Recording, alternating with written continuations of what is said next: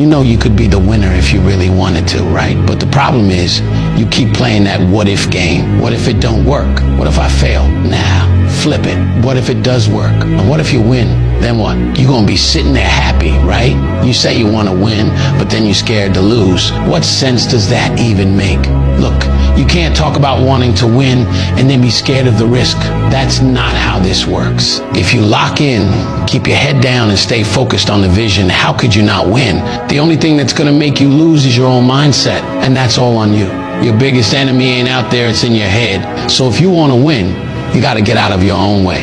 And here's the truth. Every time you doubt yourself, you're slowing down your own progress. You either believe in yourself or you don't. There's no in between. If you keep second guessing everything, you're already losing.